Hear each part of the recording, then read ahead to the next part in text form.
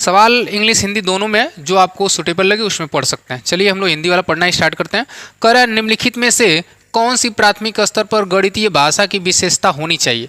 कह रहा है कि दोस्तों जो प्राथमिक स्तर है उस प्राथमिक स्तर पर गणितीय भाषा की विशेषता क्या होनी चाहिए। कह रहा है यह सटीक होनी चाहिए। तो देखिए अगर गणित की भाषा अगर दोस्तों सटीक नहीं रहेगी तो बच्चे उसको समझ नहीं पाएंगे। तो प्राथमिक स्तर के बच्चों को गणित समझाने के लिए उनकी भाषा जो है एकदम सटीक होनी चाहिए। अर्थात यहाँ से आंसर तो हमको सही लग रहा है, ये वाला आंसर यहाँ पे सही है। और कह रहा है इसमें सटीक होनी चाहिए, तो ये वाला भी ऑप्शन सही है। अब कह रहा है यह अस्पष्ट होनी चाहिए ताकि यह विषय में खुलापन जोड़ सके। अगर देखिए यहाँ पे अस्पष्ट न करके अगर यहाँ पे कहता है कि भाषा क्या होनी चाहिए, अस्पष्ट होनी चाहिए। अगर स्पष्ट रहता तो ये भी विकल्प सही होता, लेकिन यहाँ कह रहा है कि अस्पष्ट होनी चाहिए। अच्छा बताइए, जब गणित की भाषा अस्पष्ट रहेगी तो बच्चे का जो कंसेप्ट है वो क्लियर नहीं हो पाएगा और उसे भ्रांतियाँ पैदा हो जाएंगी। तो जब वो भ्रांति पैदा हो सकेगी तो ऐसे विकल्प जो है कि गलत हो जाएंगे, अर्थात यह विशेषता नहीं होनी चाहिए। ठीक है, अब आगे देखते हैं। कह रहा है बच्चे की दैनिक जीवन में उपयोग की जाने वाली भाषा के माध्यम से इसे प्रबलित किया जाना चाहिए। तो देखिए ये ऑप्शन बहुत ही पॉजिटिव है दोस्तों। कह रहा है बच्चे की दैनिक जीवन यानी बच्चे के जो दैनिक जीवन में घटनाएं घटती हैं उससे रिलेट करके बच्चे को पढ़ाना चाहिए और अवसर भी देना चाहिए और इसे प्रबलित करना चाहिए। तो ये वाला ऑप्शन यहाँ पे सही हो जाएगा क्योंकि बच्चा इसमें इंगेज होगा और अच्छे तरीके से सीखेगा। फिर कह रहा है यह अत्यधिक प्राविधिक होनी चाहिए। प्राविधिक का मतलब दोस्तों क्या होना चाहिए, यहाँ देखेंगे टेक्निकल होना चाहिए। अगर यहाँ टेक्निकल होना चाहिए क्योंकि इससे विद्यार्थियों की गणित में सही संप्रेषण करने में सहायता होगी।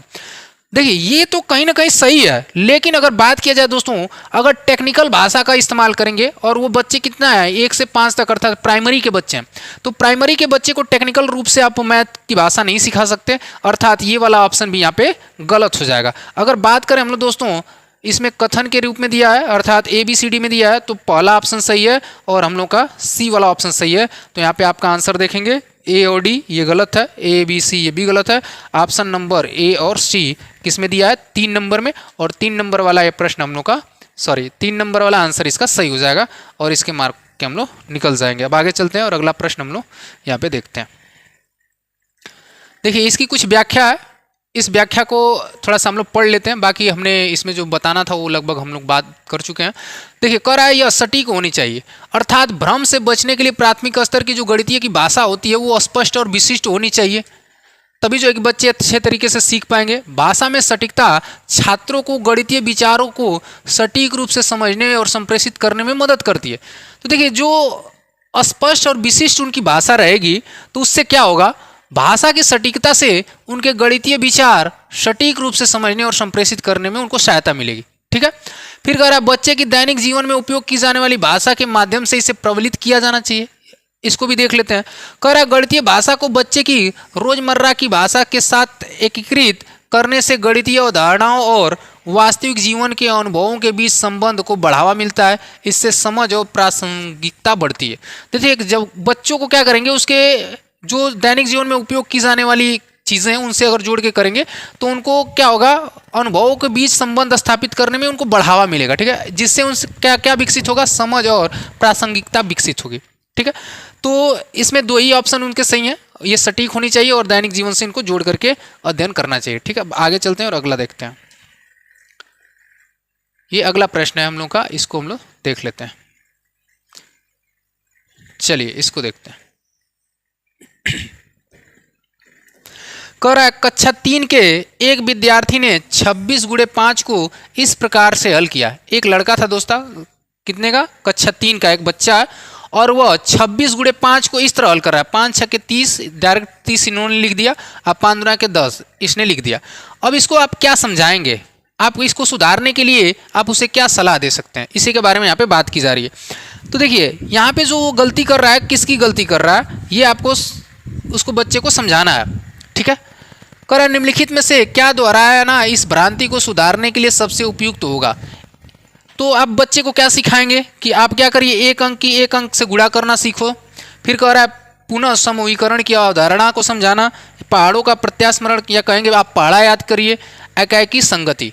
ठीक है, तो अगर दोस्तों अगर यहाँ पे बच्चा क्या कर रहा है, गलती कर रहा है, यानी 5 × 6 = 30, यानी यहाँ पे इसको लिखना चाहिए 0 और 3 इसके कैरी के लिए रखना चाहिए, यानी समूहीकरण के लिए रखना चाहिए।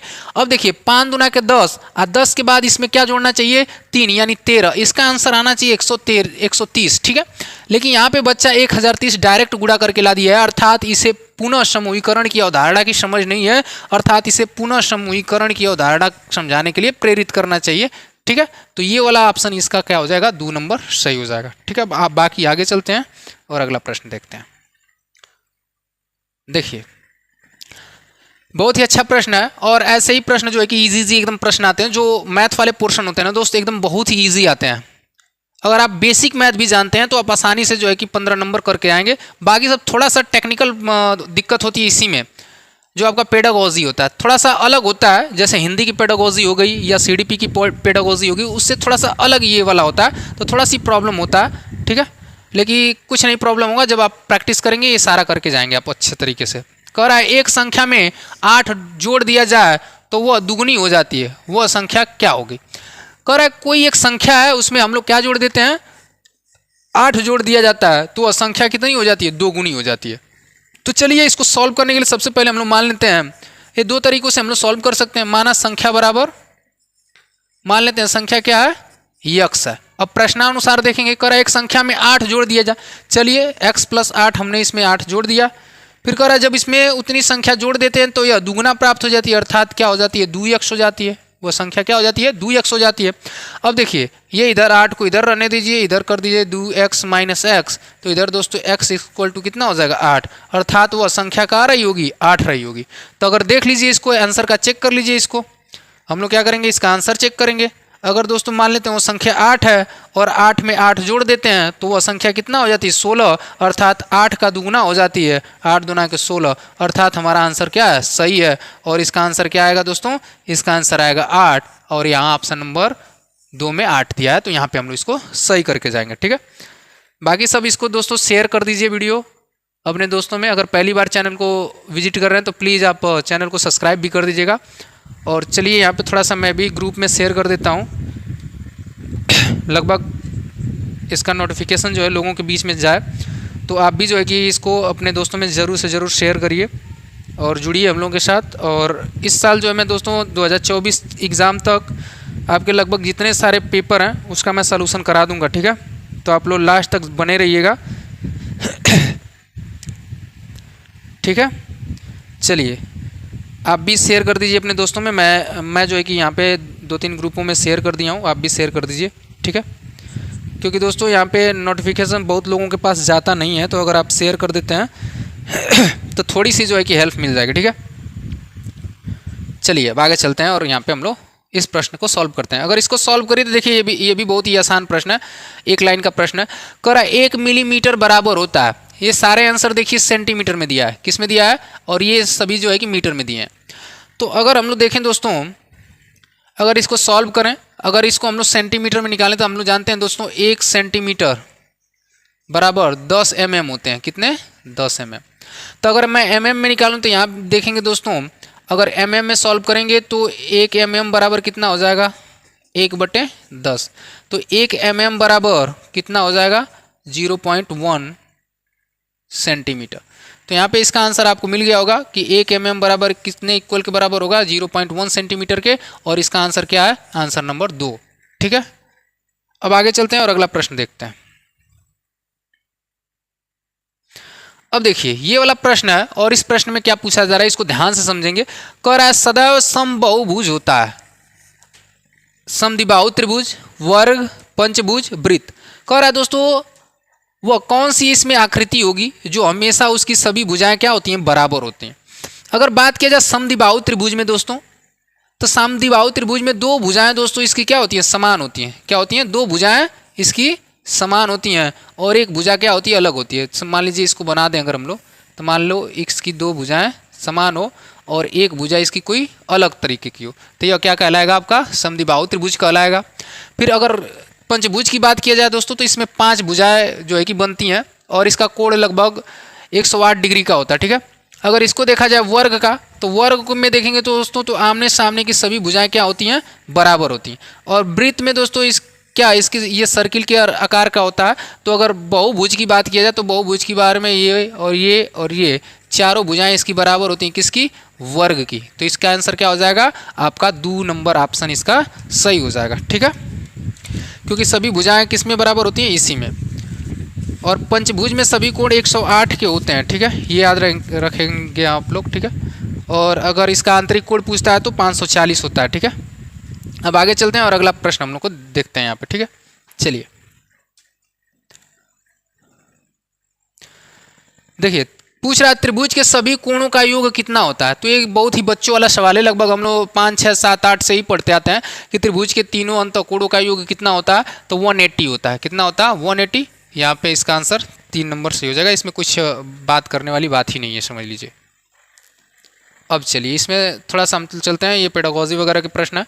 कह रहा है निम्नलिखित में से कौन से आरंभिक संख्या अवधारणा के बनने से संबंधित है। कह रहा है आरंभिक संख्या की अवधारणा के बनने से संबंधित है, यानी प्रारंभिक संख्या की अवधारणा बनेगी। कह रहा है एकैकी संगति से, फिर कह रहा है पदानुक्रमिक समावेश से, फिर कह रहा है मूलभूत संक्रिया से। ठीक है, तो इसका जो आंसर होगा दोस्तों, इसका आंसर होगा एकैकी संगति और पदानुक्रम समावेश से, जो है कि आरंभिक संख्याओं की अवधारणाओं को बताया जा सकता है। इसमें क्या होता है, एकैकी संगति में दोस्तों इसका एक ही उत्तर होता है और उसके मिलान से संबंधित होता है। ठीक है, तो जो मिलान वाले करते हैं वो वाले एकैकी संगति के अंतर्गत आते हैं। और इसको अगर समझना हो तो इसका आंसर अगर मैं देखूं तो इसका आंसर हो जाएगा 1 और बी, अर्थात ए और बी सही होगा तो इसका आंसर 3 हो जाएगा। ठीक है, बाकी अभी अगर हम लोग देखते हैं कि एकैकी संगति और पदानुक्रम समावेश होता क्या है, तो चलिए इसको हम लोग देख लेते हैं। एकैकी संगति और पदानुक्रमित समावेशन। अगर देखिए, अगर बात करें एकैकी संगति के बारे में, तो इस अवधारणा में एक वस्तु का एक अंक से मिलान करना या शब्द गिनना शामिल होता है। अगर एकैकी के बारे में पूछा जाए तो इसमें क्या होता है, किसी एक वस्तु का एक अंक से मिलान करना या शब्द गिनने से संबंधित होता है, उसे एकैकिक संगति कहते हैं। इससे होता क्या है, इससे बच्चों को यह समझने में मदद मिलती है कि प्रत्येक वस्तु की एक संगत संख्या होती है, और यह इसके विपरीत भी वस्तुओं को गिनने या जोर से गिनते समय प्रत्येक वस्तु की ओर इशारा करने जैसी गतिविधियों के माध्यम से बच्चे कार्डिनल सिद्धांत सीखते हैं, जो यह बताता है कि गिना गया अंतिम नंबर कुल मात्रा का प्रतिनिधित्व करता है। तो ये कार्डिनल सिद्धांत के अंतर्गत यह होता है दोस्तों कि कोई भी अगर अंक गिना जाए तो उसका अंतिम अंक जो आता है सभी अंकों का क्या होता है, प्रतिनिधित्व करता है। ठीक है, उसकी कुल मात्रा का प्रतिनिधित्व करता है, वो कार्डिनल सिद्धांत कहलाता है। और कार्डिनल सिद्धांत पे एकैकी संगति क्या होती है, आधारित होती है। अगर पदानुक्रमित समावेशन की बात किया जाए तो पदानुक्रमित समावेशन से तात्पर्य इस समस्या है कि संख्याएं छोटी संख्याओं से बनी होती हैं, अर्थात कोई भी बड़ी संख्या है दोस्तों तो वो कैसे छोटी छोटी संख्याओं से मिलकर बनी होती है, वो क्या बदलाता है, पदानुक्रमित समावेशन। इसमें संख्या प्रणाली की पदानुक्रमित संरचना को समझना शामिल है, जहां छोटी इकाइयां उदाहरण के लिए इकाई को बड़ी इकाइयों उदाहरण के लिए जैसे दसियों सैकड़ों बनाने के लिए समूहीकृत किया जाता है। जैसे इकाई दहाई सैकड़ा वगैरह का मान लीजिए आपको कंसेप्ट पढ़ाना है, तो यहाँ पे जो है कि ये पदानुक्रमित संरचना समझाना चाहिए। ठीक है, अब देखिए इससे होता क्या है, इससे बच्चे की अवधारणाओं को संख्या अनुक्रमों में पैटर्न को पहचान कर स्थानीय मान को समझकर और संख्याओं को विघटित और समायोजित करना सीखते हैं। इससे दोस्तों स्थानीय मान की जो अवधारणा है वो क्लियर होती है पदानुक्रमित समावेशन से। ठीक है, ये क्रम में जो है कि संख्याओं को लगाता है। अब आगे चलते हैं और ये देखते हैं। करा गणित शिक्षण में संज्ञानात्मक संघर्ष के विचार के लिए निम्नलिखित में से कौन से कथन सबसे उपयुक्त हैं। करा दोस्तों, अगर गणित की शिक्षण में संज्ञानात्मक संघर्ष को दर्शाना है यानी उसके विचार को प्रस्तुत करना है तो इसमें से कौन सा सही होगा, ये हमको बताना है। करा संज्ञानात्मक संघर्ष के प्रति बच्चे को सुगम्य बनाने के लिए शिक्षक विचार पूर्व प्रयासों से उनकी गणितीय समझ को बढ़ावा मिल सकता है। देखिए, अगर संज्ञानात्मक संघर्ष प्रति बच्चों के प्रति सुगमता बनाएगा तो इससे उनके क्या गणितीय समझ को बढ़ावा मिलेगा। तो यहाँ तो ऑप्शन सही लग रहा है क्योंकि बच्चों को इससे इसका बढ़ावा मिलेगा, लेकिन यहाँ करा सबसे उपयुक्त है और ABCD में भी दिया है, तो और देखते हैं और भी प्रश्न इसमें सही हो सकते हैं। यह बच्चों में गणितीय समझ को बढ़ावा देने के लिए प्रभावी नहीं है। तो देखिए, अगर संज्ञानात्मक विकास की अगर बात किया जाए तो यहाँ पे कह रहा है कि अगर इससे गणितीय समझ में बढ़ावा नहीं मिलेगा, तो जाहिर सी बात है यहाँ तो लगभग गलत है, क्योंकि संज्ञानात्मक विचार से संज्ञानात्मक जो विचार है अगर उत्पन्न करेंगे बच्चों में तो उससे क्या होगा, उनके अंतर्गत गणित की विचार की भावना बढ़ेगी। तो यहाँ तक कह रहा है कि प्रभाव नहीं पड़ेगा, तो अर्थात गलत है। फिर कह रहा है संज्ञानात्मक संघर्ष से बचना चाहिए क्योंकि इससे बच्चे भ्रमित होते हैं। अच्छा ही बताइए, जब बच्चों का संज्ञानात्मक विकास होगा तो वो मैथ को और अच्छे तरीके से इन्वॉल्व करके सीखेगा, और यह कह रहा है कि इससे बच्चे क्या होंगे, भ्रमित होंगे। तो यहाँ भी ऑप्शन क्या है, गलत है। अर्थात हमारा केवल आंसर कौन सा सही हो जाएगा, ए सही हो जाएगा, क्योंकि वहीं से इससे समझ में आ रहा है कि गणितीय विचार उसके बच्चे की बढ़ावा मिलेगा, अर्थात केवल ए यहाँ पे सही है। तो इसका आंसर हो जाएगा ए। अब आगे चलते हैं और अगले प्रश्न को देखते हैं। इसमें कुछ जो इसका कैलकुलेशन है उसको देख सकते हैं। देखिए, संज्ञानात्मक विकास से होता क्या है, बच्चों को सोच समझकर ऐसी चुनौतियों से अवगत कराकर शिक्षक उन्हें जटिल समस्याओं से सक्रिय रूप से जुड़ने का अवसर प्रदान करते हैं। देखिए, जब संज्ञानात्मक विकास होगा तो उसमें बच्चा क्या होगा, जटिल समस्याओं से सक्रिय रूप से जुड़ने का उसे अवसर प्राप्त होगा। अब देखिए आगे, यह जुड़ाव छात्रों को कठिन अवधारणाओं को गहनता से समझने, विभिन्न रणनीतियों और दृष्टिकोण का पता लगाने और अंततः सक्रिय भागीदारी के माध्यम से उनकी समझ को परिष्कृत करने के लिए प्रोत्साहित करेगा। अर्थात बच्चे को सक्रिय रूप से इन्वॉल्व भी करेगा सीखने के लिए मैथ। अब कह रहा है संज्ञानात्मक संघर्ष सामना करने से छात्रों में आलोचनात्मक चिंतन कौशल को बढ़ावा मिलता है। अब देखिए, अगर जब बच्चा संज्ञानात्मक रूप से संघर्ष करेगा तो उससे उसका आलोचनात्मक चिंतन कौशल को क्या मिलेगा, बढ़ावा मिलेगा। ठीक है, अतः हम लोग कह सकते हैं उत्तर कौन सा सही होगा, उत्तर नंबर ए सही होगा। ठीक है, अब आगे चलते हैं और अगला प्रश्न देखते हैं।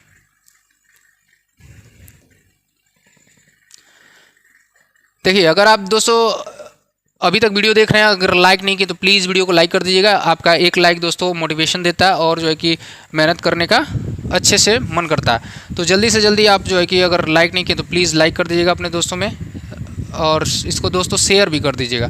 ठीक है, चलिए ये 35 नंबर के प्रश्न को हम लोग यहाँ पे देखते हैं। 35 नंबर का प्रश्न क्या कह रहा है, जब शिक्षिका यह सुनिश्चित करती है कि उसके द्वारा बनाया गया टेस्ट, एक शिक्षिका है दोस्तों, वह टेस्ट बनाई हुई है और उस टेस्ट के उद्देश्यों एवं कसौटियों को पूरा करते हैं, तब मूल्यांकन के लिए किस पक्ष का उपयोग किया गया है। देखिए, वो जो टेस्ट बनाई है शिक्षिका, वो जांचना चाहती है कि वो टेस्ट जो जिस उद्देश्य के लिए बनाया गया है क्या वो उस उद्देश्य की पूर्ति होगी कि नहीं होगी। तो इसमें से मूल्यांकन का कौन सा स्टेप शामिल होगा, वैधता, व्यवहारिकता, विश्वसनीयता या सुसंगति। तो अगर बात किया जाए, अगर कोई टीचर है दोस्तों, अगर वो कोई भी प्रश्न बनाता है तो उसको यह सोचना चाहिए कि अगर हमने वो प्रश्न बनाया है तो क्या बच्चे उसके उद्देश्य को प्राप्त कर सकेंगे कि नहीं कर सकेंगे, और करेंगे तो कैसे करेंगे। तो जब इस तरह का अगर मूल्यांकन देखा जाए दोस्तों, तो वो क्या हो जाता है, वैधता के अंतर्गत आता है। यानी वो वैलिडिटी चेक कर रही है कि जो हमने उसको बनाया है जिस कार्य के लिए, क्या वो कार्य की पूर्ति होगी या नहीं होगी। तो वो आता है दोस्तों किसके अंतर्गत, वैधता के अंतर्गत, अर्थात वैलिडिटी के अंतर्गत। ठीक है, तो बाकी सब आंसर गलत हो जाएंगे, और वैधता की वह जांच कर रही है शिक्षिका, क्या कर रही है, वैधता की जांच कर रही है। चलिए इसको थोड़ा सा और हम लोग डीपली समझ सकते हैं। कह रहा है वैधता क्या होती है। तो देखिए, वैधता वह सीमा है जिससे कोई परीक्षण या उस चीज को मापता है जिसे वह मापने का दावा करता है, यानी जिसके लिए कार्य के लिए बनाया गया होता है उसका वह मापन करता है। जब एक शिक्षक यह सुनिश्चित करता है कि एक परीक्षण अपने उद्देश्यों और मानदंडों को पूरा करता है तो वह परीक्षण की वैधता की जांच करता है। यानी जो परीक्षण है उसकी वैधता की जांच हो रही है कि जिस उद्देश्य के लिए बनाया गया है वह उस उद्देश्य की पूर्ति होगी या नहीं होगी। ठीक है, क्या यह इच्छित सीखने के परिमाणों को सटीक आकलन करता है। अब देखिए, जो इच्छित सीखने के जो परिमाण होते हैं उसका एकदम सटीक आकलन करता है, और वही सटीक आकलन क्या कहलाता है, वैधता कहलाता है। अब देखिए, विश्वसनीयता क्या होती है। विश्वसनीयता समय के साथ और विभिन्न प्रशासनों में एक परीक्षण की स्थिरता या स्थिरता को संदर्भित करती है। यह परिणामों की पुनरावृत्ति के बारे में, जब परिणामों की पुनरावृत्ति होती है तो वह उसकी विश्वसनीयता कहलाती है। यानी बार बार अगर दोस्तों, अगर मान लीजिए कोई आंसर है, चाहे कोई मान लीजिए आपने प्रश्न बनाया और उस प्रश्न का एक ही उत्तर होना चाहिए, और जब भी बच्चा सॉल्व करे, चाहे आप जब उसका उद्देश्य को देखें तो उद्देश्य बार बार जब उस उद्देश्य की पूर्ति हो तो वह उसकी विश्वसनीयता कहलाती है। अर्थात हल करने पर उसका आंसर हमेशा एक ही होना चाहिए। यह एक मान लीजिए विश्वसनीयता है। अगर सुसंगति की बात करें तो सुसंगति विश्वसनीयता से संबंधित है और अक्सर इसका उपयोग परस्पर विनिमय के लिए किया जाता है। इससे वह डिग्री शामिल होती है जिस तक बार बार माप करने पर समान परिणाम प्राप्त होते हैं। अर्थात बार बार परिणाम एक ही प्राप्त होता है, वो अभी समझ लीजिए सुसंगति के अंतर्गत आता है। अब देखिए, व्यवहारिकता क्या होती है। व्यवहारिकता से तात्पर्य किसी परीक्षण को संचालित करने और स्कोर करने की व्यवहार्यता और सुविधा से है। यह समय, लागत और उपयोग में आसानी जैसे कारकों पर विचार करता है। ठीक है, तो इसका जो है कि डिस्क्रिप्शन था जिसको आप देख सकते हैं। बाकी सब अब आगे चलते हैं और अगला प्रश्न देखते हैं। 40 नंबर के प्रश्न को देखिए। बहुत ही देखिए मैथ वाले जो पोर्शन है बहुत ही आसान है, बस जोड़ घटाना गुणा भाग और बाकी सब कुछ होता नहीं है। ठीक है, कह रहा है 25,454 प्राप्त करने के लिए 9,909 फिर 9,099 फिर 9,009 के योग में से क्या घटाना होगा। तो मान लेते हैं हम संख्या दोस्तों कोई यक्स घटानी होगी, तो इसको सबको जोड़ लो। सबसे पहले कह रहा है इसके योग में, यानी इसके योग में, चलो इसको लगा देते हैं। योग में से मान लीजिए यक्स घटाते हैं तो उसका आंसर क्या आना चाहिए, 25,454। इतना उत्तर प्राप्त होना चाहिए। मान लेते हैं हमें यक्स घटाना। अब सभी को जोड़ लीजिए। चलिए एक तरफ जो है कि इसको हम लोग आसानी से जोड़ लेते हैं छोटे बच्चों की तरह, क्योंकि अगर आपको दोस्तों जो जल्दी जोड़ना आता है तो आप जल्दी भी जोड़ सकते हैं। 9 3 27 को 7, हाथ से लगा 2, 9 2 11 को 1, हाथ में लगा 1, 9 1 10 को 0, 9 3 27 1 28। तो आपका आंसर कितना आ जाएगा, 28,017। एक बार फिर से जोड़ लेते हैं। 9 3 27 को 7, हाथ में लगा 2, 9 2 11, 9 1 10, 9 3 27 1 28। यानी आपका इसको योग करेंगे दोस्तों तो 28,017, उसके बाद माइनस एक्स इक्वल टू 25,454।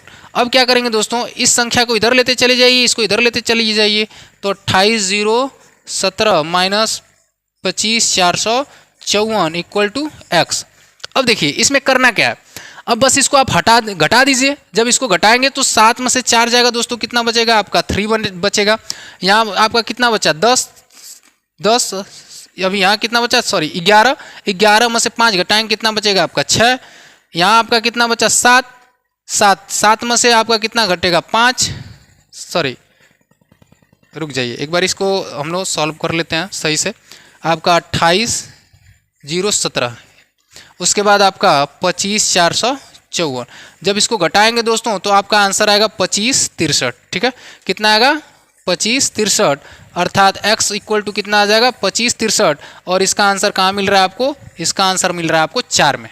ठीक है, तो यहाँ पे देखेंगे बस सवाल में कुछ कहा नहीं है, सवाल छोटे बच्चों का है, बस जोड़ना घटाना आपको आना चाहिए। कह रहा है कि 25,454 प्राप्त करने के लिए इतनी संख्या और इतनी संख्या के योग में क्या घटाना चाहिए। तो हम मान लेते हैं यक्स घटाना चाहिए, तो हमने सभी को जोड़ दिया है, उसका जोड़ इतना आ गया है और उस जोड़ में हमने एक्स को घटा दिया है, बाकी इसको पक्षांतर कर दिया। आपका आंसर 25,63 यहाँ पे आ गया, अर्थात आंसर आपका क्या है, आंसर नंबर 4 यहाँ पे आपका सही हो जाएगा। ठीक है, अब चलते हैं दोस्तों आगे और अगली सवाल को हम लोग यहाँ पे देखते हैं।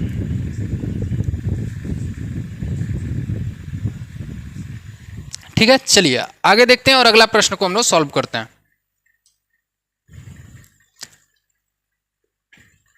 देखिए जब आप संख्या पद्धति पढ़ते हैं तो दोस्तों संख्या पद्धति में इस तरह के थ्योरी जो हम लोग पढ़ते हैं उसी थ्योरी से समझ लीजिए प्रश्न आया हुआ है। कह रहा है निम्नलिखित कथनों में से कौन सा कथन सही है, इस कथन में से कौन से कथन सही है। कह रहा है एक अभाज्य संख्या है, यानी एक जो होती है दोस्तों, कह रहा है एक अभाज्य संख्या है। फिर कह रहा है एक जो है भाज्य संख्या है, एक क्या है, भाज्य संख्या है। अब सबसे पहले हम लोग जानते हैं भाज्य और अभाज्य होती क्या है। अगर भाज्य की बात किया जाए दोस्तों तो कोई भी संख्या, जैसे मान लीजिए कोई संख्या 2, चाहे मान लीजिए 4 संख्या है। ठीक है, कोई संख्या 4 है, यह संख्या मान लीजिए 1 से भी कटे और यह 4 से भी कटे और किसी और संख्या से भी कटे। जब कह सकते हैं किसी संख्या का अगर कटना हो वो संख्या 1 और उससे अलावा और संख्याओं से कटे तो उसे क्या कहते हैं, भाज्य संख्या कहते हैं। और अभाज्य संख्या की अगर बात करें दोस्तों तो जिनका गुणनखंड जैसे 1 केवल वो एक ही संख्या से कटे और स्वयं से कटे। मान लीजिए अगर एक है, अगर 1 को अगर आप कटाना चाहेंगे तो 1 और 1 केवल ये स्वयं से कट रही है, तो यह न तो भाज्य है और न ही अभाज्य है। अगर अभाज्य की बात करेंगे तो अभाज्य में संख्या दोस्तों केवल क्या कटनी चाहिए, अपने आप से और 1 से। तो जैसे मान लीजिए 3 हो गया, ये 1 से कट रही है और 3 से कट रही है, बाकी किसी और संख्याओं से नहीं कटती हैं, तो वो कहलाती हैं भाज्य। ठीक है, ये अर्थात जिनका गुणनखंड केवल 2 हो सकता है, 1 और वो संख्या स्वयं। ठीक है, तो वो कहलाती है भाज्य।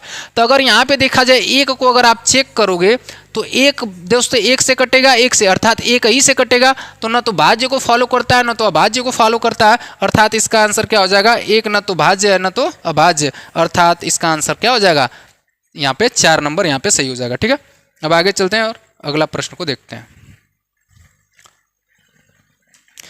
देखिए यहाँ पे एक संख्या दिया गया, कह रहा है नीचे दिए गए संख्या पैटर्न को देखिए।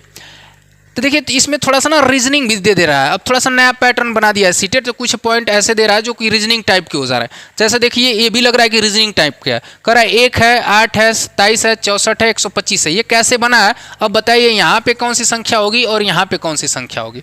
अगर आप लोग ध्यान से देखें तो अगर मैं दोस्तों क्या करूँ, 1 का क्यूब करूँ तो क्या प्राप्त होगा, 1 ही प्राप्त होगा। अगर मैं क्या करूँ 2 का क्यूब करूँ, 2 का क्यूब करूँ तो क्या प्राप्त होगा, 2 दूनी के 4 दूना के 8, क्या प्राप्त होगा, 8 प्राप्त होगा। ठीक है, अब आगे चलते हैं। फिर उसके बाद दोस्तों अगर 3 का वर्ग करेंगे तो 3 तिली के 9 तिरी 27, अगर 4 का वर्ग करेंगे 4 चौको 16, चौको 64, अगर 5 का करेंगे तो 5 पचे 25, पचे 125, 3। तो जाहिर सी बात है दोस्तों यहाँ जो होगा 6 का क्यूब होगा और यहाँ किसका होगा, 7 का क्यूब होगा। तो जब 6 का क्यूब करेंगे दोस्तों 216 हो जाएगा और 7 का करेंगे तो 343 हो जाएगा, अर्थात 216 और 343 आपका आंसर सही होगा। तो देखिए इसमें कौन सा मिल रहा है, 216 343, अर्थात हमारा कौन सा चौथा प्रश्न यहाँ पे इसका आंसर चौथा हो जाएगा। ठीक है, अब आगे चलते हैं। देखिए कह रहा है निम्नलिखित में से कौन सा कथन गणितीय अधिगम को प्रोत्साहित करने के लिए सबसे कम उपयुक्त है। कह रहा है निम्न में से कौन सा कथन गणितीय अधिगम को प्रोत्साहित करने के लिए कम उपयुक्त है। देखिए इसमें उपयुक्त तो लगभग सभी होंगे, लेकिन पूछ रहा है सबसे कम उपयुक्त कौन से होंगे गणितीय अधिगम को प्रोत्साहित करने के लिए, यानी गणितीय अवधारणाओं को या गणित के सीखने को बढ़ावा देने के लिए इसमें सबसे कम उपयुक्त कौन सा होगा, ये आपको छांटना है। कह रहा है असफलता का अर्थ है यह नहीं होता है कि विद्यार्थी गणित नहीं कर सकते। अर्थात ये बताइए, मान लीजिए कोई एक छोटा सा बच्चा है, उसको आपने एक सवाल दिया और वो असफल हो गया, उस सवाल को सॉल्व नहीं कर पाया, क्या कह सकते हैं कि वो गणित सीख ही नहीं सकता। तो ये तो भाई सरासर गलत है। एक छोटे से सवाल से चाहे बड़े से सवाल से आप यह निर्णय नहीं ले सकते कि व्यक्ति जो है या विद्यार्थी जो है गणित नहीं कर सकता है। फिर कह रहा है सभी गणित सीख सकते हैं, जाहिर सी बात है गणित तो सभी सीख सकते हैं, सही बात है, लेकिन कह रहा है सबसे कम उपयुक्त की बात की जा रही है। तो ये भी सही है और ये भी सही है। कह रहा गणित अधिगम जेंडर विशिष्ट नहीं होती है, सही बात है, गणित में जेंडर से कोई पक्षपात लेना देना नहीं है। मान लीजिए एक लड़का है तो वो भी गणित सीख सकता है, लड़की है तो वो भी गणित सीख सकती है, लेकिन कह रहा है सबसे कम उपयुक्त की अगर बात करें तो सबसे कम उपयुक्त आपका कौन सा हो जाएगा, ये वाला। और ये आंसर में भी सही होगा यही, अंतर ज्ञान को हतोत्साहित करना चाहिए क्योंकि यह गणितीय विचारों को विकसित करने में बाधा डालता है। यहाँ हतोत्साहित की बात कर रहा है दोस्तों, अंतर्ज्ञान को हतोत्साहित करना चाहिए जिससे गणितीय विचारों को विकसित करने में क्या हो जाएगी, बाधा डालेगी। तो ये यहाँ पे आपका आंसर सही हो जाएगा। ठीक है, और आगे चलते हैं और अगला प्रश्न देखते हैं। देखिए ये सरलीकरण का सवाल है, 25.3 गुणे 5 माइनस 35 भागे 5 माइनस 3 गुणे 18.5 का मान क्या होगा। अब देखिए ये बोडमॉस का रूल आपको पता होगा दोस्तों, का को पहले तोड़ा जाता है, फिर उसके बाद भाग दिया जाता है, फिर गुणा किया जाता है, इस तरह के जो है कि कार्य किए जाते हैं। तो चलिए अगर इसको सॉल्व करना हो तो सबसे पहले यहाँ पे हम लोग लिख देते हैं 25.3 गुणे 5 माइनस 35 भागे 5 माइनस 3 गुणे 18.5। ठीक है, इसको चलिए सॉल्व कर लेते हैं। इसमें गुणा कर दीजिए, 5 3 15 को 5, 5 पचे 25, 1 26, 5 9 10 2 12, 126.5 माइनस ये आपका 35, भाग दे सकते हैं इसको, चाहे अभी रहने देते हैं इसको। ठीक है, इसका गुणा करिए, 3 पचे 15 को 5, 3 छक्के 18 19, 3 एकम 3। ठीक है, उसके बाद इसका करेंगे दोस्तों तो 126.5 माइनस 5 सते 35, 7 माइनस 39.5। अब देखिए इसमें क्या कर दिए, इसको जोड़ दीजिए, 126.5 माइनस अब इधर 0.5, 9 7 16 को 6, 3 1 4, कितना हो जाएगा, 4 1 5, 56 हो जाएगा, 56। एक बार फिर से चेक कर लेते हैं, 7 9 7 16 1 3 1 4, सॉरी 9 7 16 कुछ है, हाथ में लगा 1 3 1 4 46। अब देखिए 126.5 में 126.5 में 46.5 आप सब्ट्रैक्ट कर दीजिए। 5 में से 5 जाएगा 0, 6 में से 6 जाएगा 0। या इधर कितना बचेगा आपका 8 4 12 80। यहाँ पे आंसर कहीं गलती कर रहे हैं हम लोग, आंसर हम लोगों का आना चाहिए 64। चलिए देख लेते हैं एक बार फिर से, इसको लगा देते हैं कहीं। 25.3 गुणे 5, 25.3 गुणे 5, फिर 35 भागे 5, 18 तिहाई 54। यहीं पे थोड़ा सा गड़बड़ था, फिर एक बार गुणा कर लेते हैं दोस्तों। 5 तिहाई 15 को 5, 5 5 25, 1 26, 5 दूना के 10, 10 2 12। यहाँ तो सही है। माइनस 5 7 35, ठीक। 3 5 15 को 5, 3 8 24, 24 1 25, 3 एकम 3 2 5। अब देखते हैं 12 126.5 माइनस इसमें 7 क्या कर दीजिए, जोड़ दीजिए 0.5, 7 5 12, 5 1 6 62.5। अब 126.5 में 62.5 आप सब्ट्रैक्ट करिए। 10 5 में से 5 जाएगा 0, 6 में से 2 जाएगा, कितना बचेगा 4, और यहाँ 6 अर्थात 64। इसका आंसर क्या आ जाएगा दोस्तों 64। यहाँ पे जो है कि दोस्तों हम लोग गुणा करने में थोड़ा सा प्रॉब्लम हुआ था, तो इसका आंसर क्या हो जाएगा 64। ठीक है, इसको अब आगे करके हम लोग इसका आंसर क्या हो जाएगा 64। ठीक है, अब आगे चलते हैं और अगला प्रश्न देखते हैं। अब देखिए यहाँ पे NEP 2020 से प्रश्न पूछे गए हैं। ठीक है, राष्ट्रीय शिक्षा नीति 2020। अब राष्ट्रीय शिक्षा नीति 2020 वाले प्रश्नों को हम लोग यहाँ पे देखेंगे और यहाँ पे क्या है इसको समझने का प्रयास करेंगे, क्या पूछ रहा है। ठीक है,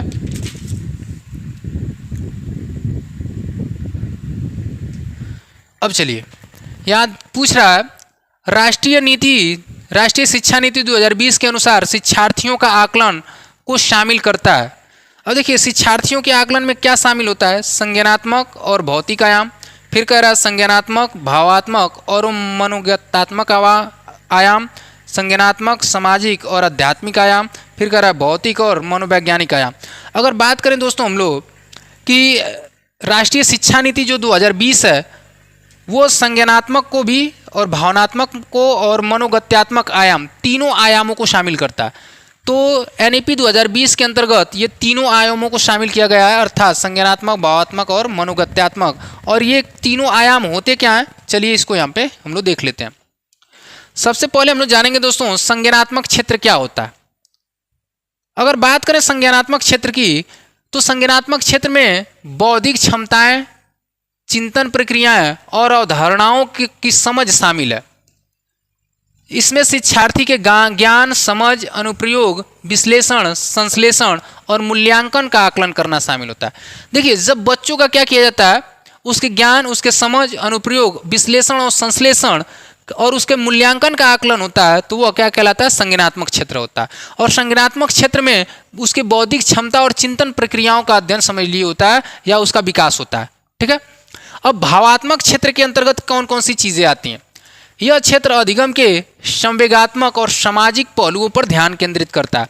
अब देखिए भावात्मक जो क्षेत्र है वो क्या करता है, बच्चों के संवेगात्मक और सामाजिक पहलुओं पर ध्यान देता है।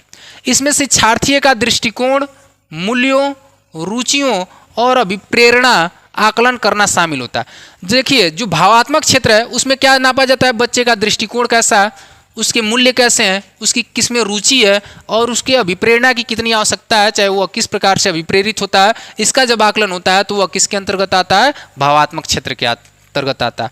अगर भावात्मक का मूल्यांकन की बात करें तो सामाजिक और संवेगात्मक कौशल के विकास पर भी विचार करता है। यानी बच्चों का क्या विकास करता है, सामाजिक विकास करता है और संवेगात्मक कौशल को भी विकास करता है। ठीक है, अगर मनोगत्यात्मक क्षेत्र की बात किया जाए तो मनोगत्यात्मक क्षेत्र में शारीरिक कौशल और गत्यात्मक क्षमताओं से संबंधित इसमें शिक्षार्थियों को शारीरिक समन्वय, निपुणता और विशिष्ट कार्यों को करने और दक्षता का आकलन करता है। तो ये देखिए बच्चों के शारीरिक समन्वय, निपुणता और विशिष्ट कार्यों का क्या करता है, यह आकलन करता है कौन, मनोगत्यात्मक क्षेत्र। अब यहाँ भी देखिए बहुत ही छोटा सा प्रश्न है, बहुत अच्छा प्रश्न है। करा किसी स्थान O से प्रारंभ करके एक मेढक 3 कदम और एक खरगोश 7 कदम की छलांग लगाते हैं, इनमें से किस कदम पर वे दोनों एक साथ छलांग लगाएंगे। अब देखिए कह रहा है कि एक ही स्थान से, मान लीजिए यहाँ स्थान है, इस स्थान का नाम है ओ, यहीं से एक मेढक भी स्टार्ट करता है, वह 3 कदम, और यहीं से एक खरगोश, कौन सा, खरगोश, खरगोश भी यहाँ से 7 कदम की छलांग लगाता है। ये दोनों कब जाकर के मिलेंगे। तो देखिए ऐसे प्रश्नों को सॉल्व करने के लिए 3 और 7 का क्या निकाला जाता है, लौसा निकाला जाता है, लघुत्तम समापवर्त। अगर 3 और 7 का अगर लौसा निकालेंगे तो दोस्तों तो यह सभाज्य संख्या है, अर्थात इनका लौसा इनका गुणनफल हो जाएगा, अर्थात 7 तरीके 21, इसका लौसा क्या हो गया 21।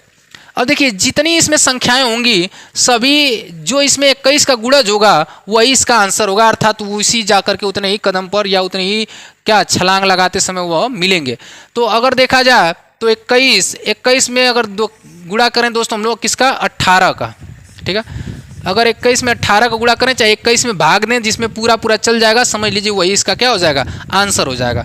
तो अगर इसका हम लोग निकालते हैं तो इसका 18 बार में भाग चली जाती है, अर्थात यह 378 21 का गुणज है, अर्थात आंसर क्या हो जाएगा आपका 378। ये वाला आंसर आपका सही हो जाएगा। अब आगे चलते हैं। तो इस तरह के प्रश्न जो है कि आप अपने दिमाग में बैठा लीजिएगा, ऐसे ही प्रश्न जो है कि एग्जाम में पूछे जाएंगे, तो हम लोग इसको सॉल्व करके आएंगे, ठीक है। करा 2 सही 2/3 समकोणों में डिग्रियों की संख्या क्या है, समकोण में। तो हम लोग दोस्तों जानते हैं एक समकोण में कितने डिग्री होते हैं, एक समकोण में 90 डिग्री होते हैं, कितने, 90 डिग्री।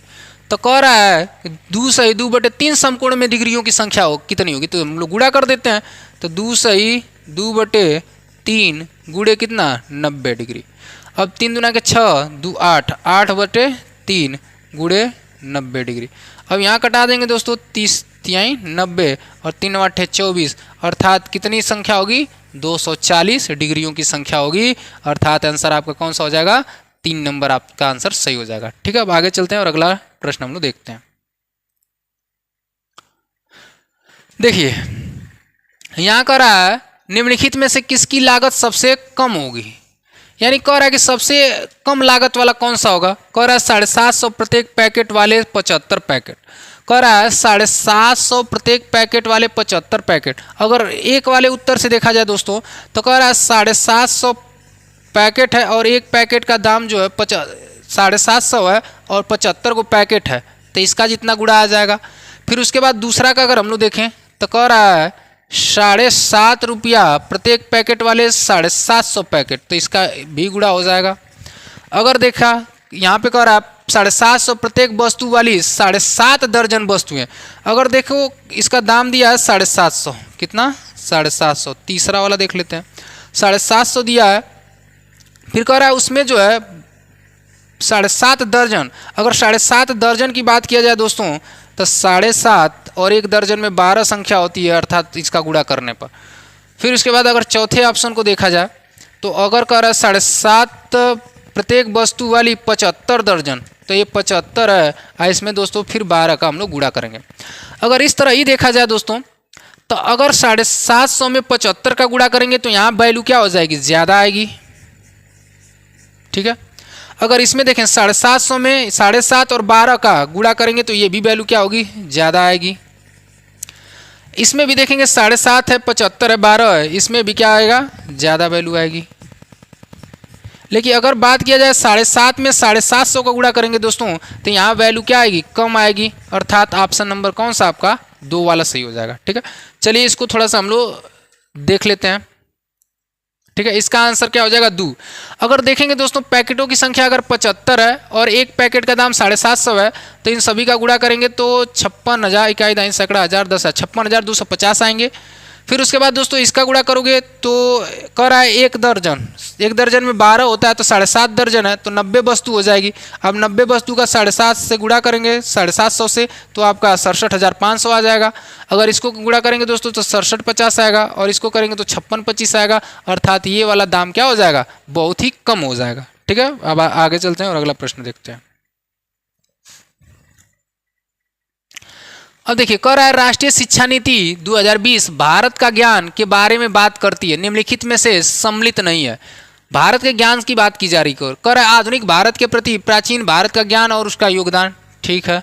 कर है विभिन्न विषयों जैसे गणित, खगोल विज्ञान, चिकित्सा, कृषि इत्यादि हिस्से के रूप में आदिवासी ज्ञान अधिगम के स्वदेशी और पारंपरिक तरीके, सांस्कृतिक आदान प्रदान कार्यक्रम को हिस्से के रूप में विभिन्न राज्यों का दौरा, विद्यार्थियों के ज्ञान में वृद्धि का आकलन के लिए औपचारिक परीक्षाएं। अब देखिए कह रहा है कि NEP 2020 जो है कि क्या कहता है।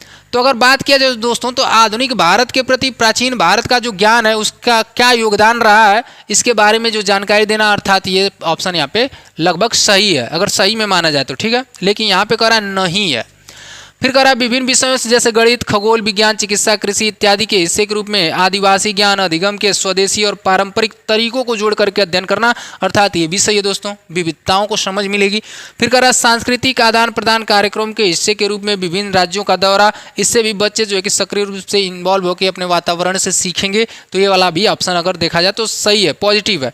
लेकिन अगर यहाँ कह रहा है विद्यार्थियों के ज्ञान की वृद्धि के लिए आकलन के लिए औपचारिक परीक्षाएं की जानी चाहिए, तो देखिए केवल औपचारिक परीक्षाओं से जो है कि बच्चे का विकास है, बच्चे की गणित की समझ को हम लोग नहीं आंक सकते हैं। तो यहाँ पे औपचारिक परीक्षाएं नहीं ली जानी चाहिए। ठीक है। ली जानी चाहिए लेकिन उस पर निर्भर नहीं होना चाहिए, केवल उसी पे आधारित नहीं हो सकता, अर्थात नहीं की बात कर रहे हैं। तो ऑप्शन अगर बात किया जाए तो सही के लिए आपका ये 4 नंबर आपका सही हो जाएगा। ठीक है। अब आगे चलते हैं और अगला प्रश्न देखते हैं।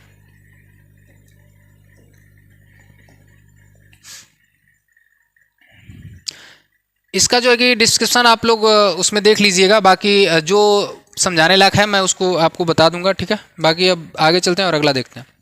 करा निम्नलिखित में से कौन सा मॉडल शुरुआती कक्षा के शिक्षार्थियों में इकाई, दहाई और सैकड़े के संबंध के बारे में अवधारणात्मक समझ विकसित करने के लिए सबसे कम उपयुक्त होगा। कह रहा है कि स्थानीय मान की अवधारणा को, चाहे इकाई, दहाई, सैकड़ा की अवधारणाओं को आपको बच्चे को समझाना है, तो इसमें से कौन सी जो है कि सबसे कम उपयुक्त होगा। अगर डिन्स ब्लॉक बताया जाए दोस्तों तो डिन्स ब्लॉक से हम लोग बच्चों की स्थानीय मान की अवधारणा को समझ सकते हैं। अभी हम लोग जानेंगे डिन्स ब्लॉक होते क्या। फिर कह रहा है गिनतारा। गिनतारा दोस्तों, गिनतारा से भी बच्चों को इकाई, दहाई, सैकड़ा इस तरह की अवधारणाओं को क्लियर किया जा सकता है। स्थानीय मान चार्ट से भी दोस्तों, जैसे स्थानीय मान चार्ट जो होता है इस तरह, इधर हम लोग लिखते हैं इकाई, फिर इधर लिखते हैं दहाई, फिर इधर लिखते हैं सैकड़ा, फिर लिखते हैं दोस्तों हजार। तो इस तरह भी बच्चों के इकाई, दहाई, सैकड़े की अवधारणाओं को पढ़ाया जा सकता है स्थानीय मान चार्ट से भी। लेकिन कह रहा है कम उपयोग होगा। तो अगर कम उपयोग होगा दोस्तों तो वो होगा मुद्रा। रुपये जो है, रुपयों से जो है कि हम लोग इकाई, दहाई, सैकड़े आदि की अवधारणाओं को समझा नहीं सकते हैं। तो ये वाला ऑप्शन इसमें गलत हो जाएगा, अर्थात दू। अब देखिए हम लोग जानते हैं अबेकस अर्थात गिनतारा वगैरह क्या होते हैं। अगर बात किया जाए यहाँ पे कह रहा है इकाई, दहाई और सैकड़ा की वैचारिक समझ विकसित करने के लिए अबेकस एक उपयुक्त मॉडल है, अर्थात यह इकाई, दहाई, सैकड़े की समझ को विकसित करेगा। यह स्थानीय मान का एक दृश्य और स्पर्शपूर्ण प्रतिनिधित्व प्रदान करता है, जिससे छात्रों को विभिन्न स्थानीय मानों के बीच संबंधों को समझने के लिए मोतियों में परिवर्तित करने के लिए अनुमति प्रदान करता है। तो इसमें तो देखिए कुछ मोतियाँ होती हैं, मोतिये होते हैं, और उनसे जो है कि हम लोग स्थानीय मान की अवधारणाओं को अच्छे तरीके से बच्चों को समझा सकते हैं। तो ये गिनतारा था। ठीक है। अब देखिए डिन्स ब्लॉक क्या होते हैं। डिन्स ब्लॉक में दोस्तों जैसे मान लीजिए यहाँ पे एक है, एक अगर खाना है तो हम लोग कहेंगे कि यहाँ क्या है, इकाई है, यानी एक खाने से बने हैं। अगर दहाई की बात किया जाए दोस्तों तो इस तरह जो खाने हैं लगभग कितने सभी खाने होंगे, सभी 10 खाने होंगे, 1 2 3 4 5 6 7 8 9 और 10। अगर इस तरह बात करें दोस्तों तो यह क्या हो जाएगा, दहाई, अर्थात 10। ये दहाई, जब 10 रहेगा तो दहाई। उसके बाद जब ये खाने सभी मिला करके कितने हो जाएंगे ब्लॉक, 100, तो हम लोग उसे कहेंगे 100। तो इस तरह डिन्स ब्लॉक से भी हम लोग बच्चों को क्या इकाई, दहाई, सैकड़ा की अवधारणाओं को समझा सकते हैं। अब देखिए स्थानीय मान चार्ट। स्थानीय मान चार्ट में दोस्तों हम लोग जब बच्चों को पढ़ाते हैं तो पढ़ाते हैं 1, 10, 100, 1000, 10,000, लाख, 10 लाख, करोड़, 10 करोड़।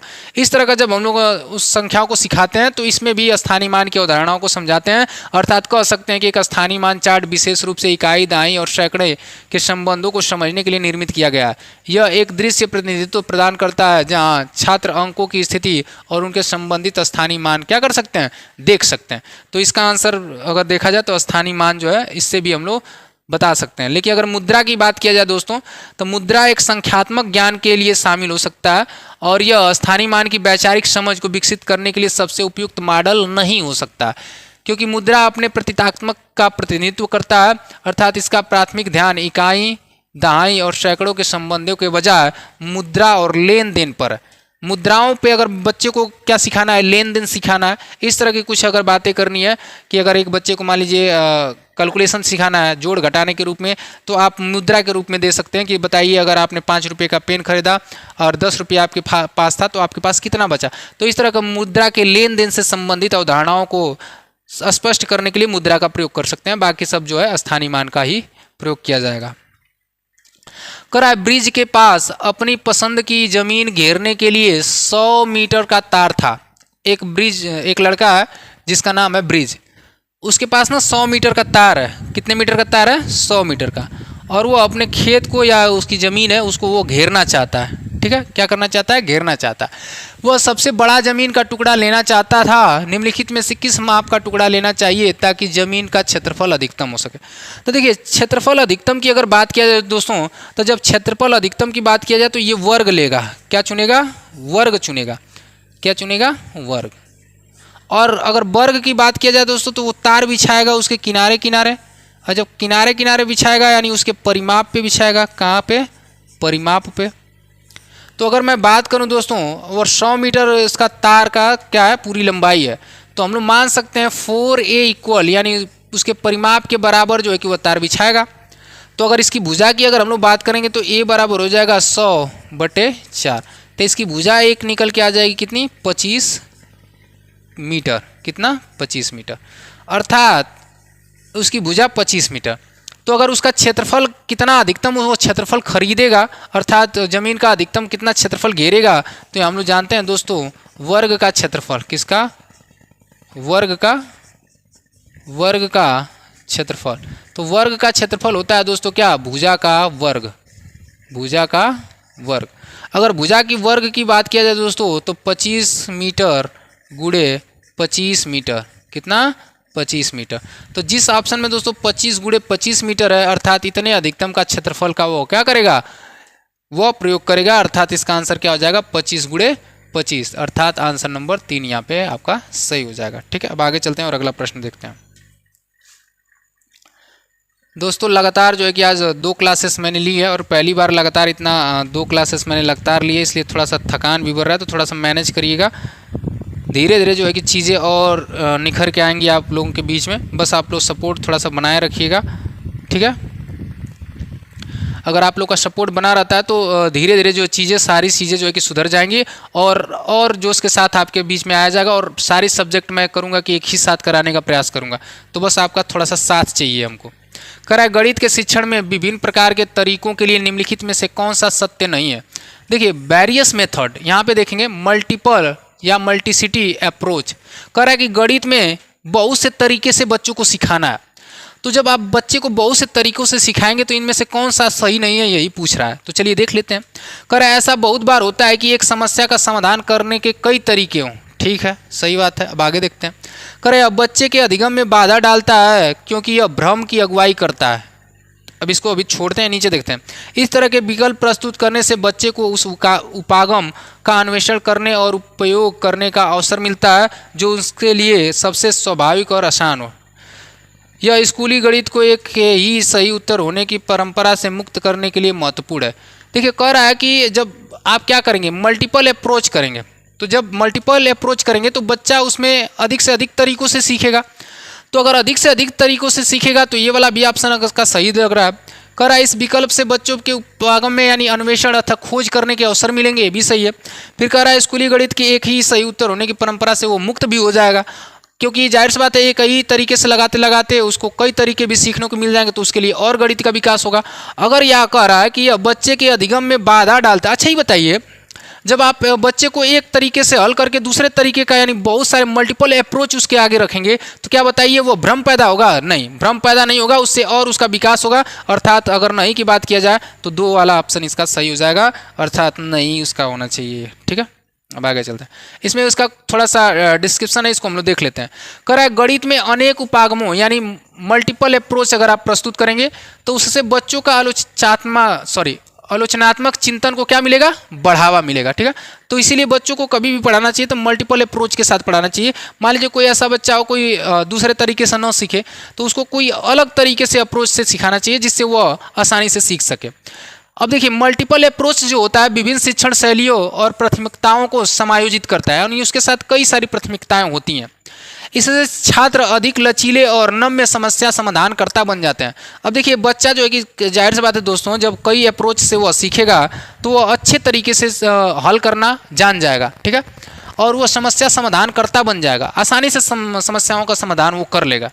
ठीक है, तो जितने लोग दोस्तों आप देख रहे हैं, मैं फिर अपील करूंगा बार बार आप लोगों को कि आप प्लीज़ वीडियो को लाइक कर दीजिए और अपने दोस्तों में शेयर भी कर दीजिए। ठीक है, बाकी अगर मैं बता दूं, अगर आप ईवीएस यानी ये पेपर जो है, ये पेपर हम लोग सॉल्व कर रहे हैं 21 जनवरी 2024 का जो पेपर हुआ था वो, और इस पेपर में ये सारे प्रश्न आए हुए थे। और इसके अलावा मैं बता दूं दोस्तों, अगर आप ईवीएस की क्लास नहीं देखे हैं तो ईवीएस का भी मैंने करा दिया और हिंदी का भी मैंने पेपर को सॉल्व करा दिया।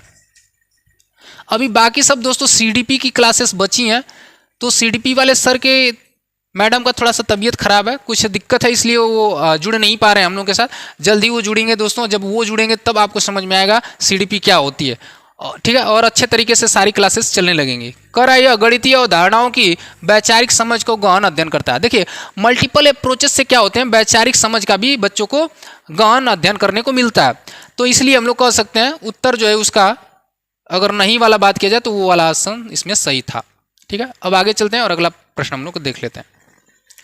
कर निम्नलिखित में से कौन सा कथन सबसे अधिक उपयुक्त है। इनमें से कोई कथन होगा जो सबसे उपयुक्त होगा। उपयुक्त होने के लिए तो सभी उपयुक्त होंगे, लेकिन सबसे ज्यादा कौन सा इसमें उपयुक्त होगा इसको देख लीजिए।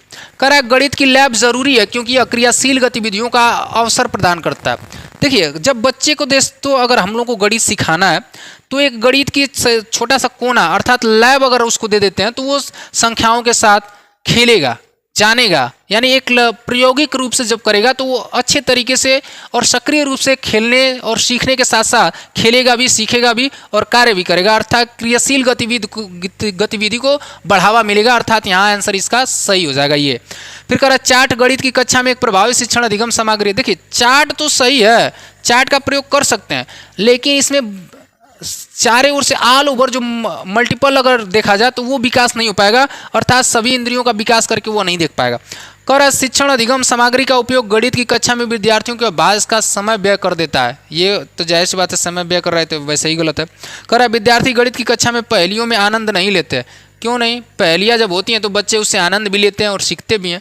तो जाहिर सी बात है गणित लैब किट होनी चाहिए बच्चों के पास, उसके गतिविधियों के लिए उनका अवसर प्राप्त होगा, अर्थात एक नंबर ऑप्शन है आपका सही है। अब देखिए इसमें कुछ अवधारणाएं हैं जो इसको हम लोग समझ लेते हैं। कह रहा है गणित प्रयोगशाला आवश्यक है क्योंकि यह छात्रों के लिए व्यवहारिक गतिविधियों के लिए क्या प्राप्त करता है, अवसर प्रदान कराता है। यानी व्यवहारिक रूप से बच्चे क्या करते हैं, गतिविधि करते हैं, और व्यवहारिक रूप से जब गतिविधि करते हैं तो वह ज्ञान अस्थायी रूप से प्राप्त हो जाता है। और कह रहा है कि अनुभवात्मक शिक्षा के महत्व पर जोर देती है। अब देखिए गणित प्रयोगशाला जो है अनुभवात्मक शिक्षा के महत्व पर जोर देती है, अर्थात अनुभव को और बढ़ाती है।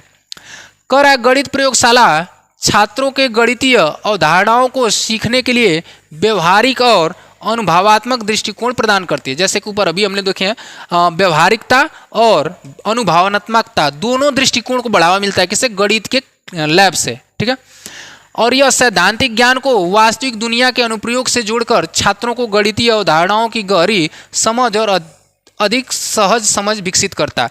अगर मान लीजिए दोस्तों अगर बच्चे को बार बार सिखाया जाए कि 4 + 5 कितने होते हैं, 9 होते हैं, अगर बच्चे उस 5 संख्या को ले ले, 4 को ले ले, फिर उसके बाद उस बीच में प्लस लगाए और बराबर जितने आते हैं उस संख्या को रखे तो प्रत्यक्ष रूप से सीखेगा। ठीक है, और करके सीखेगा तो उससे ज़्यादा अस्थायी ज्ञान प्राप्त होगा। कराए गणित प्रयोगशालाएं पूछताछ आधारित सीखने के अवसर प्रदान करती हैं जहां छात्रों को प्रश्न पूछने, परिकल्पनाओं को पता लगाने और जांच और प्रयोग के माध्यम से समाधान खोजने के लिए प्रोत्साहित किया जाता है।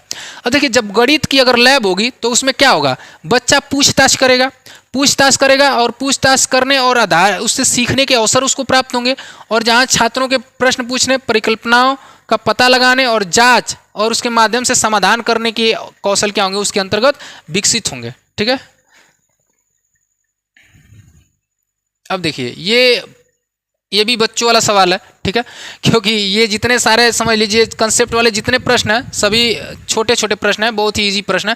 तो मैथ में अगर चाहें तो ये बहुत ही आसान होता है, यहाँ से 15 नंबर तो आसानी से ही लेके चले आएंगे। थोड़ा सा दिक्कत होती है पेडागोजी में, क्योंकि टेक्निकल शब्द होते हैं, उसमें जब हम लोग पॉजिटिव वर्ड नहीं पकड़ पाते हैं तो हम लोग का प्रश्न क्या हो जाता है, गलत हो जाता है। बाकी ये सारे प्रश्न तो सभी के ही सही होते हैं, थोड़ी सी प्रॉब्लम होती है हम लोग को उसी में पेडागोजी में। तो उसको भी ज़्यादा देखिए, पेडागोजी कैसे सही होगा, ज़्यादा से ज़्यादा आप प्रैक्टिस करिए। जब ज़्यादा से ज़्यादा प्रैक्टिस करेंगे तो जितने सारे प्रश्न होंगे वो कहीं ना कहीं मिलेंगे आपको, तो आप आसानी से पॉजिटिव पकड़ना सीख जाएंगे। नहीं तो आप, मैं बता दूं, अगर आप सोचेंगे कि बस एक ही बार मैं जाऊंगा और बस ABCD रंग के चलाऊंगा हो जाएगा, नहीं होगा। जब तक आप प्रैक्टिस नहीं करेंगे तो देखिए आपको मैथ का पेडागोजी नहीं आ रहा है, छोड़िए मत आए, लेकिन बस आप प्रीवियस ईयर के जितने सारे पेपर हैं बस आप उसको पेपर को सॉल्व करेंगे ना, तो जब सॉल्व करते करते आपको इतना प्रैक्टिस हो जाएगा, इतना अनुभव हो जाएगा कि आप देखते देखते ही प्रश्न का आंसर बता सकेंगे कि कौन पॉजिटिव है कौन निगेटिव है, और उसमें 100% आप सही करके आएंगे, ठीक है। तो आप प्रीवियस ईयर के पेपर को जरूर सॉल्व करिए। कह रहा है 7 सही 1/2 kg नमक से 1/12 kg नमक के कितने पैकेट बनाए जा सकते हैं, ठीक है। अगर मान लीजिए दोस्तों, अगर सिंपल कहा जाए कि 45 को क्या है, नमक है, 45 को पैकेट नमक है, और एगो का वजन है मान लो 45 किलो सब है, एगो का मान लीजिए दे दिया आपका 5, तो पूछेगा एक कितना होगा, कितने पैकेट बनेगा, तो 5 9 45, यानी भाग दे रहे हैं, अर्थात इसमें भी पैकेटों की संख्या ज्ञात करने के लिए हम लोग क्या कर देंगे, भाग देंगे। तो यहाँ देखिए 7 दूना के 14 1 15, 15/2 kg टोटल नमक है, और उसे 1/12 kg के नमक के कितने पैकेट बनाए जाएंगे, तो इसमें 1/12 से क्या कर दीजिए दोस्त, भाग दे दीजिए। ये इसका इसमें गुणा हो जाएगा, इसका ऊपर गुणा हो जाएगा, अर्थात ये हो जाएगा 15 × 12 और बटे नीचे कितना 2, 2 छके 12 6 और 15 छका 90, अर्थात कितने पैकेट बनाए जाएंगे दोस्त, 90 पैकेट बनाए जाएंगे। और ये बहुत ही आसान प्रश्न था, और इसका आंसर क्या हो जाएगा आपका 4, ठीक है। तो देखिए कितनी बड़ी बात है, इतनी बड़ी बात है कुछ नहीं है, हलवा है एकदम, समझ लीजिए। ऐसे प्रश्न तो आप आराम से कर जाएंगे, बाकी थोड़ी सी प्रॉब्लम होगी, जैसा कि मैंने बार बार बोला, इसी में थोड़ी सी प्रॉब्लम होगी। अब देखिए कक्षा 2 का एक लड़का है, घटाना घटा रहा है, ये घटाना उसको दिया जा रहा है करने के लिए, 182 में से 67 को घटाना है।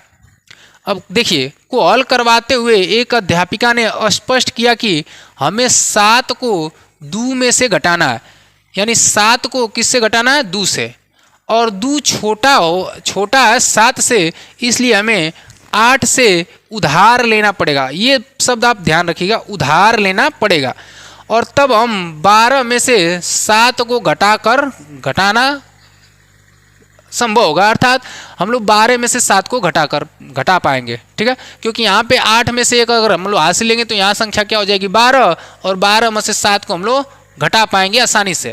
लेकिन वो शब्द का जो इस्तेमाल कर रही है अध्यापक या अध्यापिका, वो शब्द इस्तेमाल कर रही है उधार लेना, इस शब्द पे हम लोग ध्यान लेंगे। फिर एक बच्चे ने अध्यापिका से पूछा, मैडम हम 8 से उधार क्यों ले रहे हैं, उधार लेना अच्छा नहीं है, इस परिस्थिति में अध्यापिका को क्या करना चाहिए।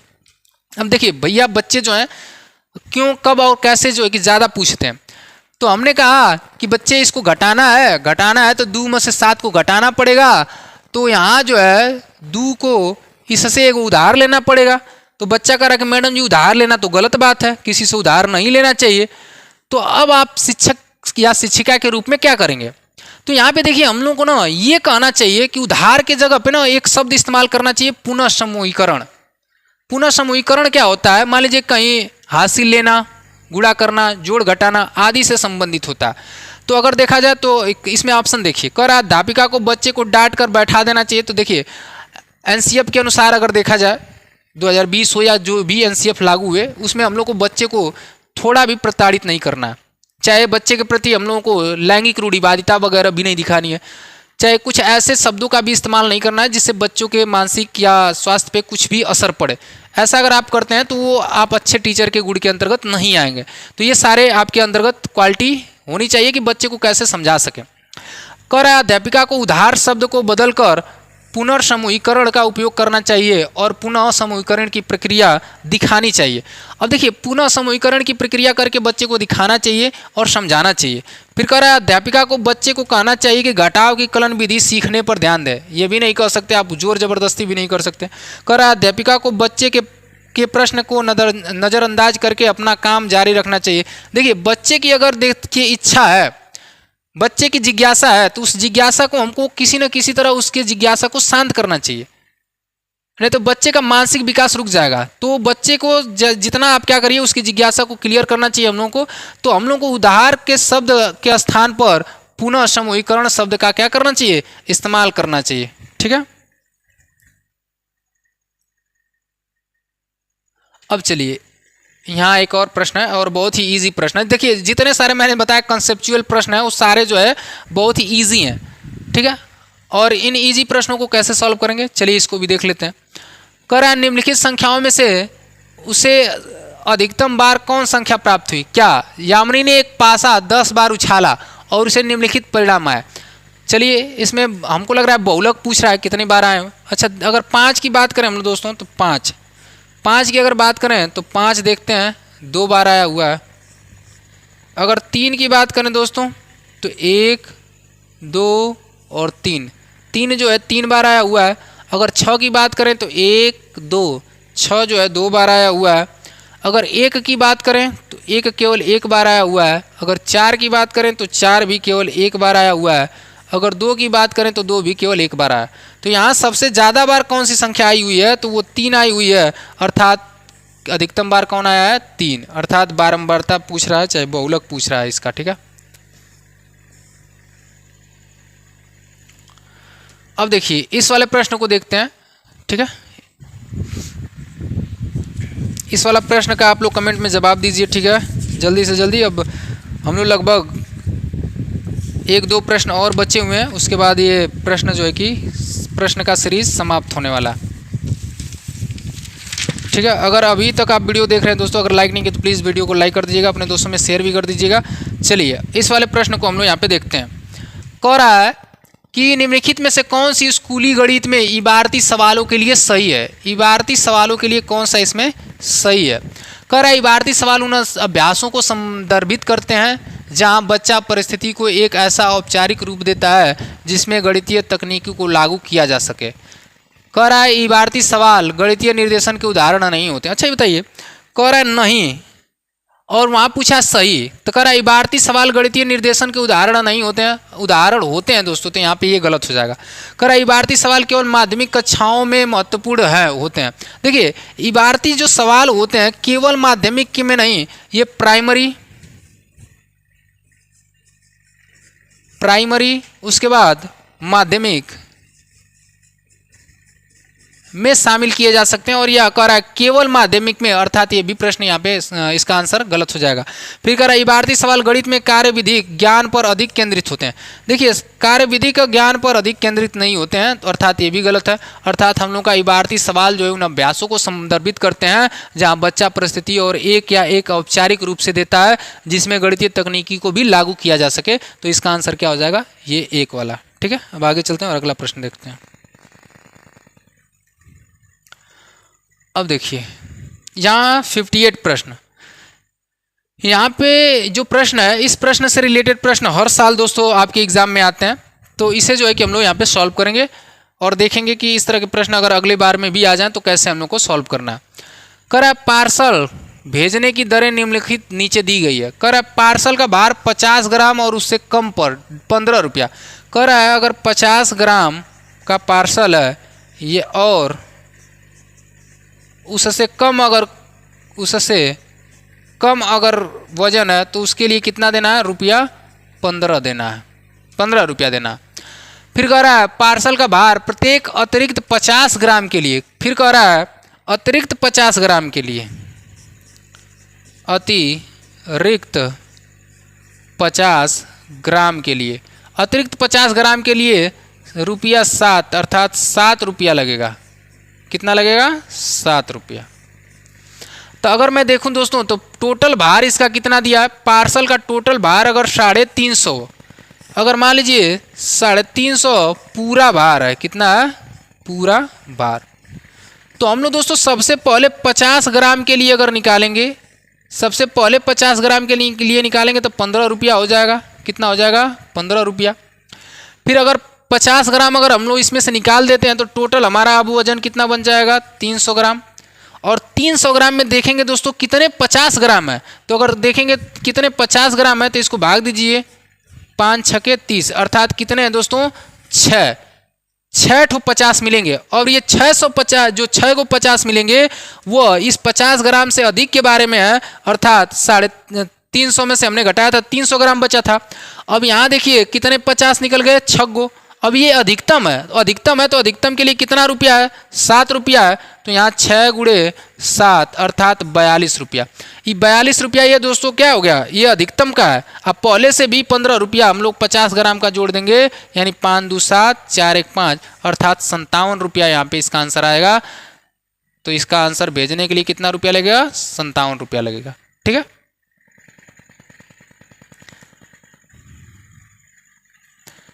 अब 59 नंबर वाले प्रश्न को देखते हैं।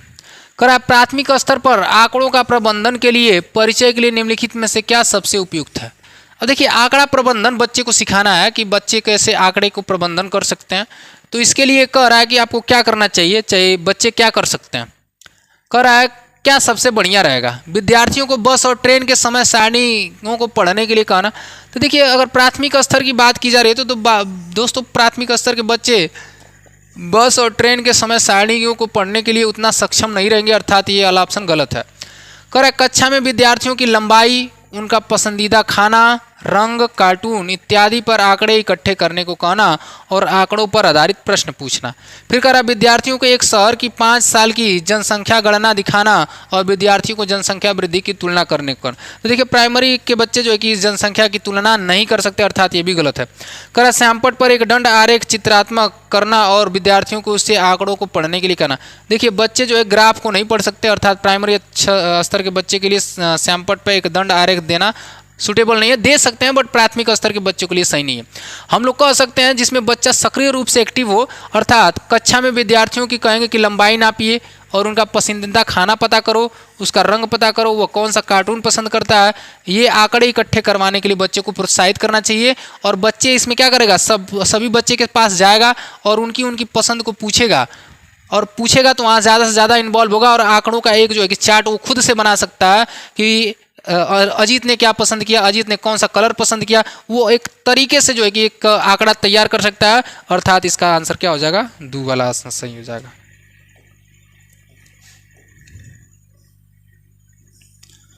अब देखिए कह रहा है राष्ट्रीय पाठ्यचर्या रूपरेखा 2005 के अनुसार एक प्राथमिक गणित कक्षा में निम्नलिखित में से कौन सी प्रक्रिया सबसे कम रूप से प्रासंगिक होगी। तो ये प्रीवियस ईयर में पूछे गए प्रश्न है दोस्तों, बार बार ये प्रश्न आता है।